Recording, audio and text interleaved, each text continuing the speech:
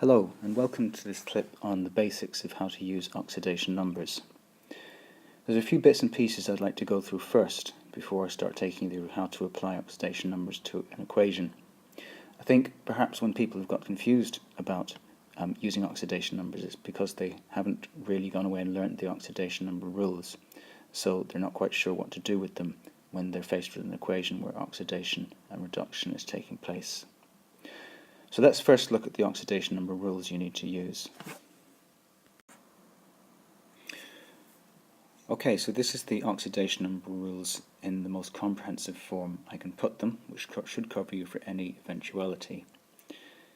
What a really good thing to do right now would be is to stay on this screen, pause the video, and get yourself to memorize these oxidation state rules, and then repeat and repeat and repeat until you're able to produce them automatically, no mistakes, from memory.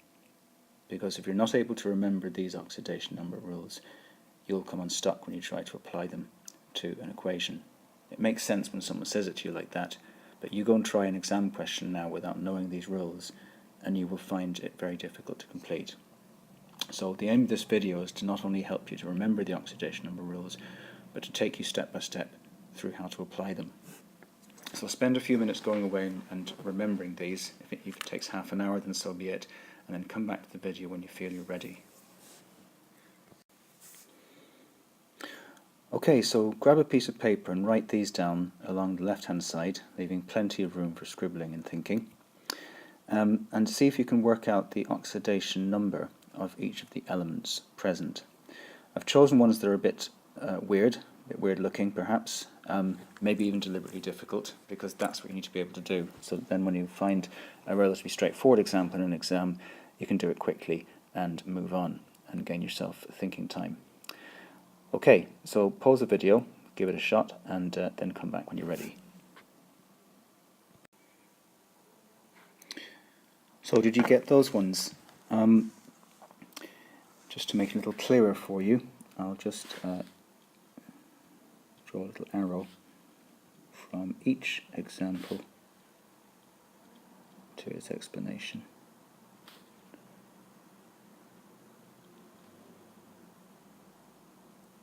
So you can see which one I'm talking about. Now the thing about all these ones is they all added up to 0, didn't they? They were uncharged. So let's now look at a couple of examples using ions. So the key thing to do here is to look carefully at the overall charge you're aiming for. So therefore the total of all the oxidation numbers added up must equal the charge on the ion.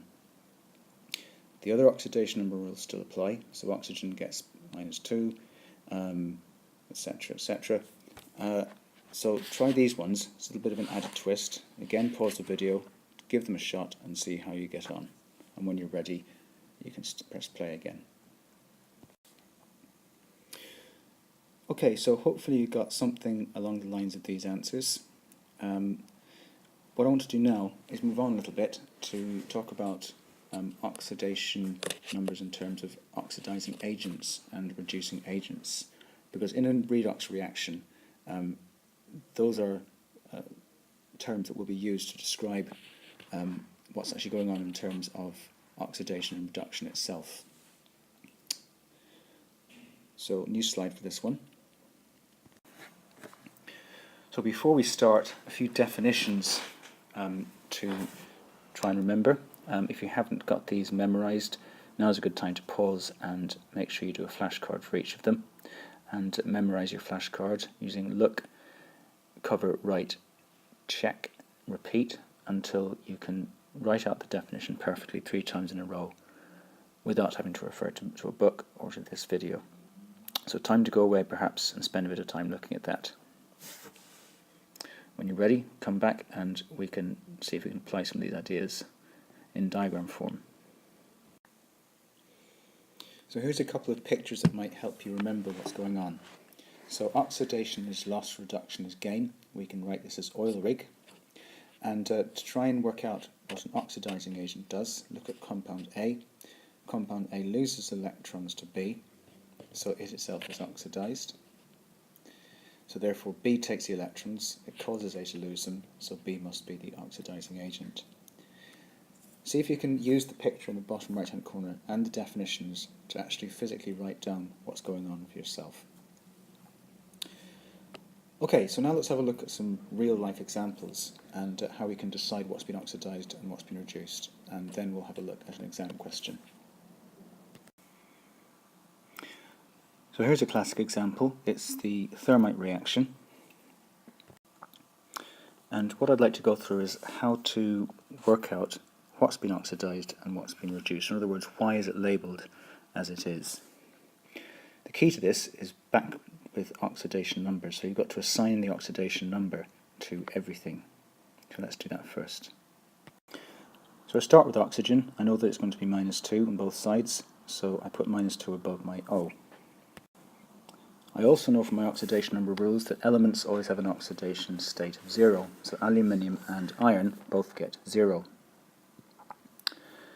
So now what we've got to do is think about what the iron and the aluminium might take as oxidation numbers within the iron oxide on the left and the aluminium oxide on the right. Let's start with the left. We know that the iron oxide has to be an overall charge of 0. So that must mean 3 oxygen atoms, each with -2, would be -6. So that means the iron, to make a +6 to make that 0 in total, would have to take an oxidation state of +3. So now we've assigned the oxidation numbers. We can discount aluminium as an element on the left hand side. We can discount iron as an element on the right hand side because of 0. So what we do is we look for the change in oxidation state from aluminium to aluminium oxide. So the 3 things to do are on the right hand side. You assign the oxidation numbers like we've just done. You now look for changes in oxidation numbers. So the oxidation number of iron has changed from +3 to 0. So that number has gone down, so iron must have been reduced. So therefore aluminium is the reducing agent. Looking at aluminium, its oxidation number on the left was 0, and it's gone up to +3 on the right. So aluminium must be oxidized. Therefore the oxidizing agent is the iron oxide. So in red you can see how to put this into words. It's really helpful if you actually draw the little arrows, little boxed arrows, like I've done there in that diagram. So shall we have another look at one more example, and then we can try an exam question. So before we go any further, see if you can try this version. I've helped you along the way a little bit by assigning oxidation numbers partially, but not completely.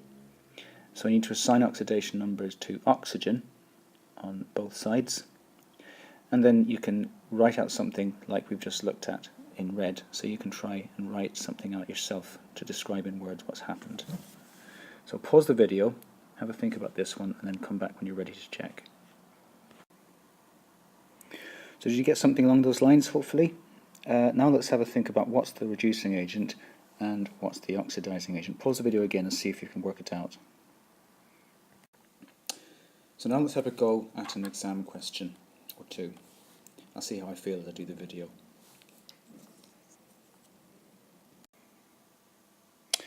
Okay, so let's have a look at this one. This would be a typical 3-mark question, and they really do like saying using oxidation numbers, so I'm going to just highlight that part so it's perfectly clear what we're trying to do here.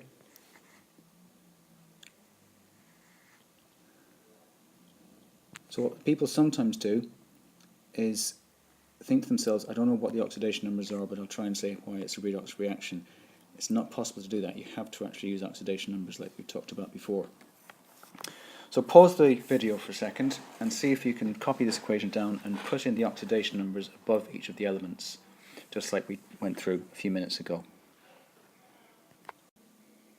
So the first thing to do is to take the oxidation number rules and apply the oxidation numbers to the things that we know the oxidation numbers for. So we know that hydrogen will be +1. we know that oxygen will be -2, and we know that sodium will be +1. So that means that those three elements can be discounted, because you can see quite clearly that their oxidation numbers don't change as you move from the left of the equation to the right. So it must be between chlorine and nitrogen. So now what we've got to do is decide what each of those two elements, chlorine and nitrogen, actually are. So just to summarise what we've done so far in step 1 and step 2, I'm going to switch colours and apply the oxidation numbers to nitrogen and chlorine in blue, so you can follow them a little bit more easily. So now I've applied the oxidation numbers, it's a good point to pause and just remind you to ignore mole ratios. So for example, the fact that there are two ammonias has nothing at all to do with oxidation numbers. Completely ignore mole ratios when you're assigning oxidation numbers, otherwise you'll get yourself down a blind alley. Don't do that. So now what we've got is nitrogen and chlorine. So what we do is we take our pencil, just like we had before. Let's start with nitrogen, because it's the first one we come across, and move it over